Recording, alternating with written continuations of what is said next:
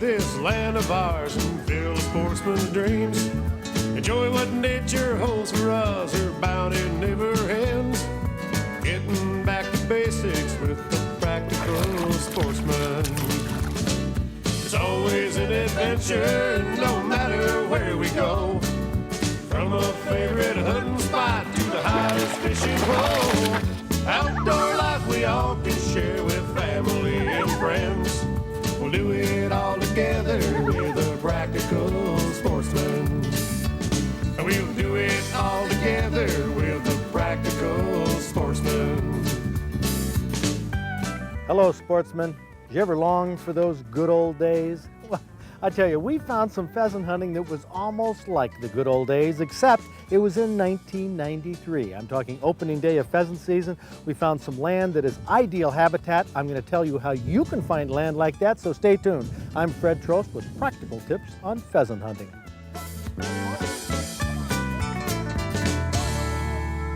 Yes, thank you. All right. Oh, this looks ideal. Yeah, ideal. 1 year ago, sunup, the second day of pheasant season. Right over there. Look at them. There's 4 roosters. They look like maybe a hen. Oh, we ought to get right over there. Let's go. Yeah, look at them. Look at them. Oh, last year, most of the pheasants flushed a ways off on the crisp, frosty morning. We had to run to get to where the birds were holding. This year, it was a different story. At 20 till 8, a fog bank was keeping the farm fields dark. But it was humid, the grass was wet, and in these conditions, pheasants tend to hold tighter and flush closer. They don't like running as much through the wet grass. There's a rooster. That was? Yeah, it looked like one. There's another one. Yep. Here we go. Let's take it slow here. Boy, they're going all over.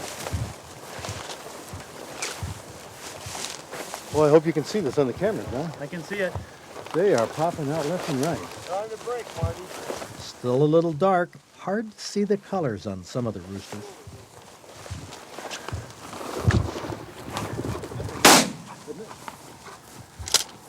That bird's warm. Elapsed hunting time, 5 minutes. I just showed you. We walked right past it. It was right behind us. Yeah. Oh, man. Well, they're here, Nelson. Yep, they're here. Good birds. Lots of them. Fast flying.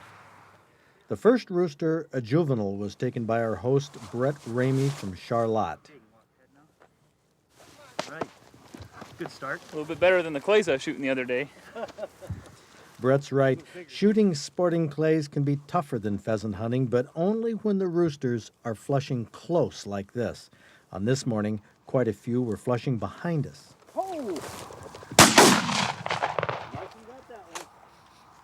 Good work. Isn't that something? They're sitting right there. Come on, Fort. You about got to step on them. 2 birds we got went up behind us. Huh. Using 3-inch 5s here. They're actually turkey loads. Look how long they are. Barely fit it in there. But, yeah, these are duplex, 2s and 5s together, copper coated. Isn't that something? You know, that bird sat there when we stopped. We stopped for maybe a minute or two, talked, got the dogs, and when we started moving, flushed out behind us. This is Brett Ramey's farm. Well over 100 acres is in the government's set-aside program, which means it's left in grass and not cultivated each year. Relatively safe from predators in this thick, high grass, pheasants nest here in the summer and roost here year-round. See, we have a lot of dew on the grass. Well, right here, John, look at this. There's where they roost. This is a little form in here, and that's pheasant poop right there, and you see it all over up here, and they roost here and fly over to the field. See, last year, that field was full of corn, and it wasn't cut yet. It's cut now, so I think they're going to stay in this field maybe a little longer. Now, we got enough dogs here. We got yellow lab, Llewellyn setter, and a golden retriever. And really, the importance is not so much to find the birds, but to flush them, but to find them after they're down. So they can get in this grass. Hard to locate. The dogs have to work to find birds in this thick grass.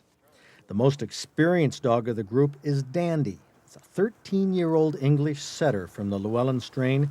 Dandy has pointed thousands of pheasants. Now, Sport is the unruly yellow lab retriever, young but excellent at finding lost birds in the thick grass, and that's what's needed here. Now, see how Dandy is moving differently now, deliberately? See, this is a point. There's a bird ahead, but apparently this bird is moving. Dandy pulls back and circles slowly, trying to get downwind for a better smell. There is a bird here someplace.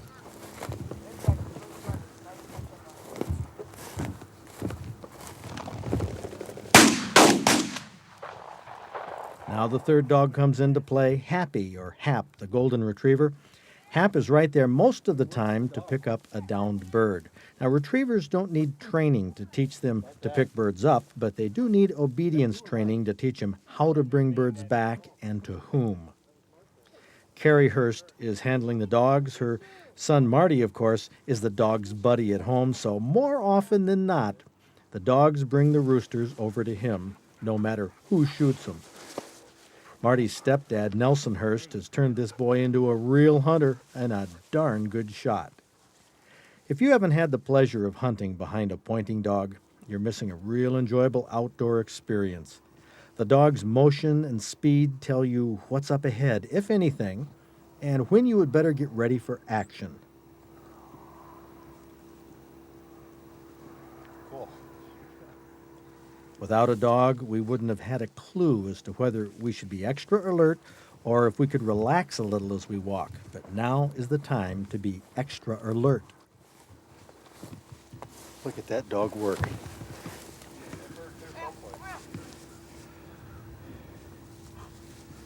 I tell you, that's an experienced dog.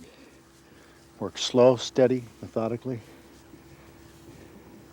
Of course, it's 13 years old. It's through some energy. There we go.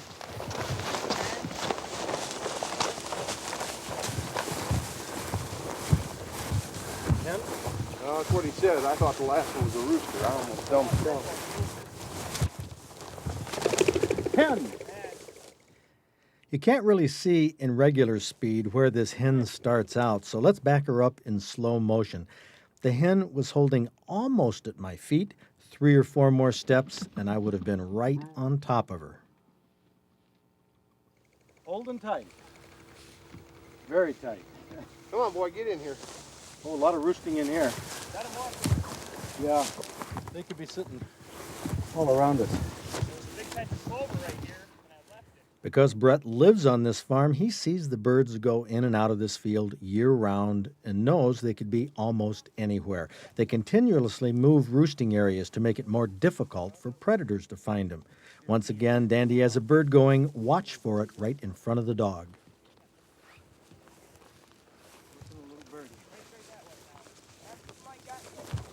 Hey! Boy, that dog is on point forever, you guys. Yeah. A rather dandy shot, I might say. Thank you, thank you. Come on, get the bird, Sport. Sport, come here, Sport. Hey, come on, Sport. Sport, over here.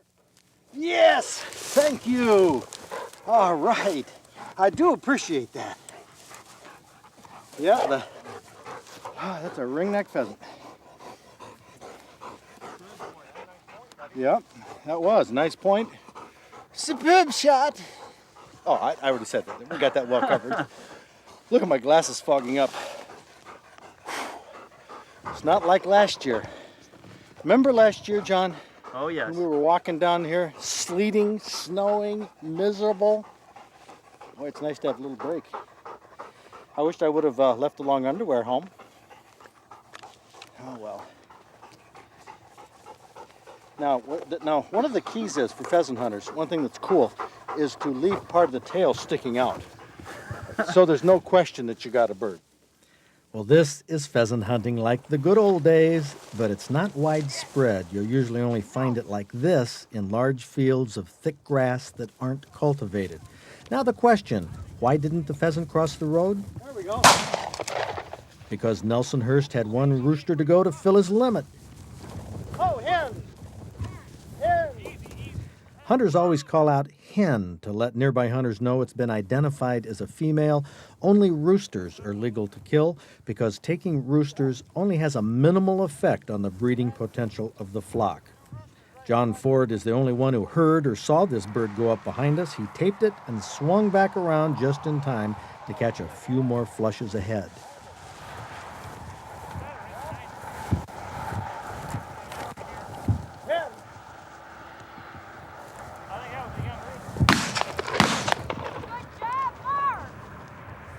We're getting to that stage where all of us are filling our limits with second roosters. Nelson is done, Marty's done, and Brett's limit comes up after a few more steps. Hey, way to go. Well, I'm done. And now my second rooster in front of the camera. Well, that rooster expired in a few seconds, a few reflexes, and Hap picks it up. That's my last rooster before I gave my shotgun to John. Now, Nelson Hurst is a local game bird breeder who brought the 3 dogs along. These dogs didn't lose a single bird, which is usually the big problem in hunting heavy grass like this. An hour of slogging our way through the set-aside grass, and let me tell you, we were pooped. But we had 5 limits of wild Michigan ringneck roosters in a little over an hour. Wow. Well, the birds we got, there have been Sichuan pheasants planted in the area, you said. Yeah, about a mile and a half southwest. And of course, they would have black necks, totally dark with no white ring on them, but all the roosters we got are ringnecks. Yeah, every single one of them. They released 10 roosters over here, and I know of at least 3 of them that were hitting the road. I'm not sure how many more. There was a Sichuan hen that had chicks right here on the other side of the garden. And last time I saw her, she still had the 9 chicks with her. But these appear to be all native ringnecks. I tell you, there was nothing wrong with the way they flew. There's one up here with the white on its head that I shot. right here, see this one? Doesn't have a total ring around it. I'm not sure that might be a cross. Just a white patch on each Yeah, side. a white patch there and a white That patch on that side. It's hard to tell. That's a young bird too. That's a so. young bird. Yeah. This See the one down on the end might there, even be the second too. from the end. That's an old time ringneck. See how he's got the white on top of Yeah, his head? by the The eyes. white right up there. Yeah, that's from the ones that our grandfather shot. Had them white stripes down them. Huh. You don't see a whole lot of them. I'm surprised that there was, well, like this one here, that old cockbird I shot by the road, he doesn't have it. Mm-hmm. It's been bred out of him. But he's still got some pretty good stock left in here to show those white lines down there. Well, the story is, though, in the right habitat, pheasants are alive and well. Yeah. Many more local pheasants from this farm will be eaten by predators in the months ahead, but not as many as on farms that are plowed clean every year. As a predator with just a 3-week season, man takes relatively few. Protected by a grassy habitat that is not mowed during nesting season, pheasant reproduction on this farm will replace all the missing birds next spring. That's what we call a balance in nature.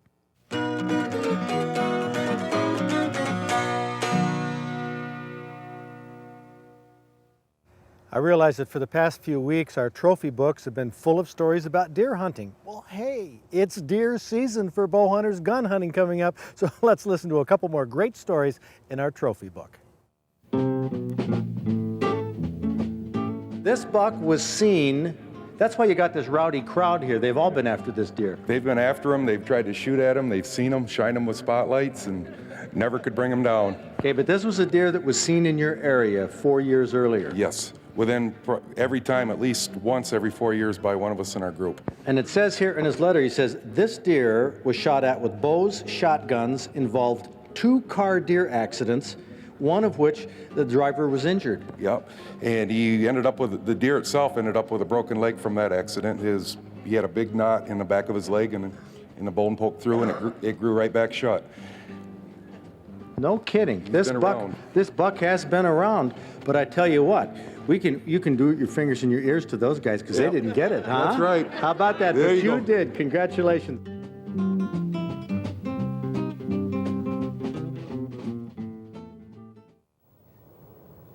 Want to take a moment here to let deer hunters know about the 1993 Real Tree Hunting Awards. Now, we've got our computerized system back in order.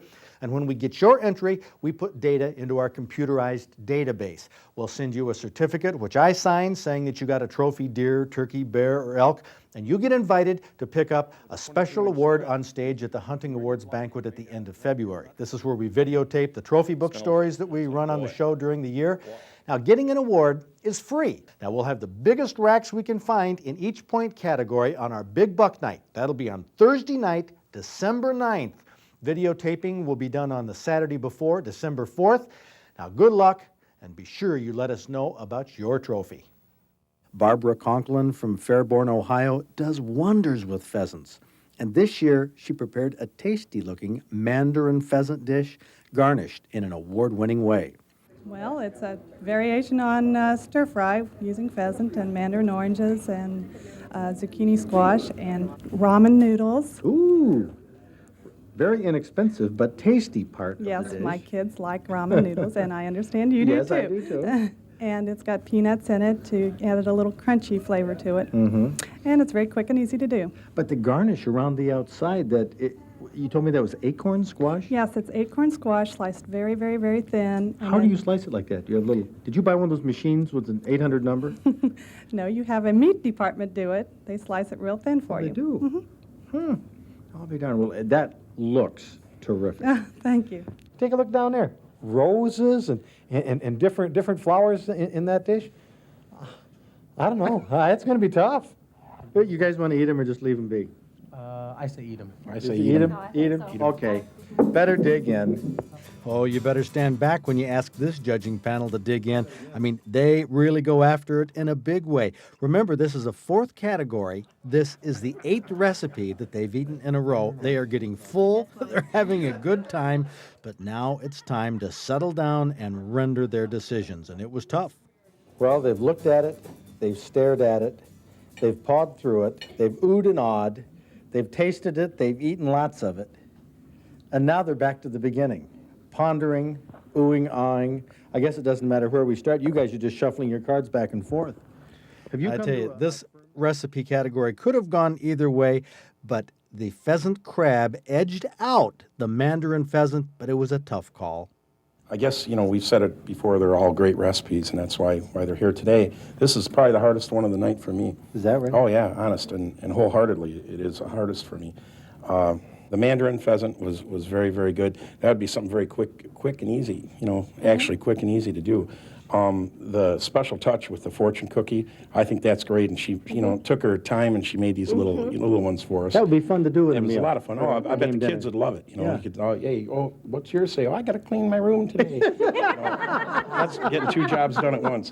But I think what I'm going to have to do is go. Well, the judges leaned towards the pheasant crab because of the unusual presentation. We had that recipe on the show a couple weeks ago, but really, your pheasant cooking repertoire wouldn't be complete without this dish, the elegant Mandarin pheasant. Knock off these rumors that Fred Trost is in trouble. Not so. People have asked, you short on staff? Of course, we're always short on staff. Short on money? Of course, we've been short on money forever. Are we in trouble? No. Last year we were in trouble. Last year, remember, I wasn't on the air for a month. Last year we had to start over. Last year I went bankrupt.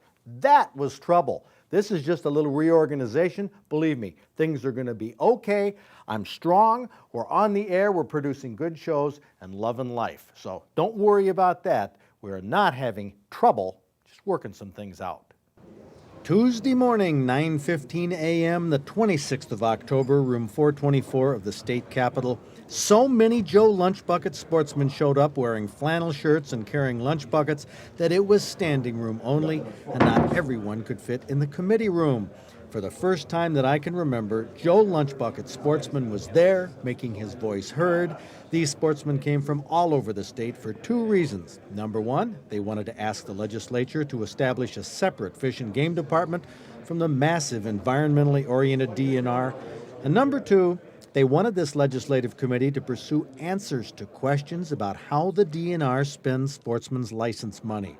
Representatives Mick Middaugh and Tom Alley co-chair this committee, where they and other legislators grilled Fisheries Division Chief John Robertson about the 1986 contract with Tempotech, one that is riddled with controversy and possible criminal charges. Alley asked Robertson if the Fish Division would change the contract if it could. Robertson said yes, he'd like to reinstate 2 parts that were dropped from the 1986 contract revision. Alley said, so why did the Fisheries Division approve the contract in 1986? Robertson responded, the Fisheries Division didn't. We weren't asked. Why wasn't the Fisheries Division consulted on major changes to a 10-year fisheries contract?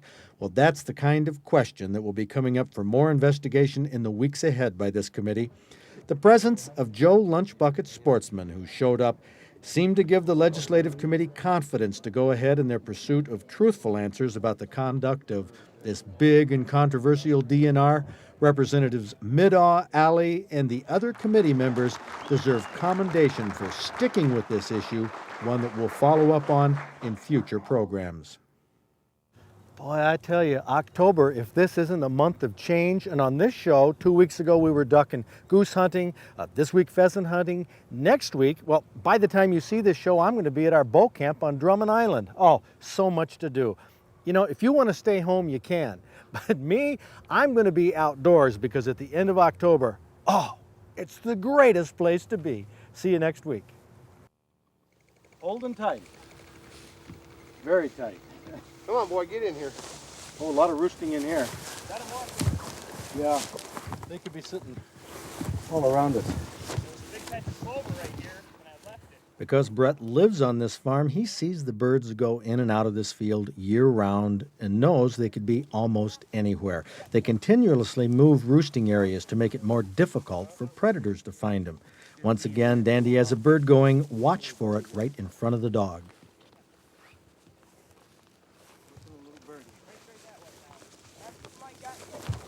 Hey! Boy, that dog is on point forever, you guys. Yeah.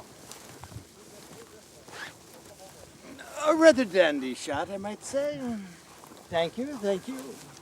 Come on, get the bird, sport. Sport, come here, Sport. Hey, come on, sport. Sport, over here. Yes, thank you. All right, I do appreciate that.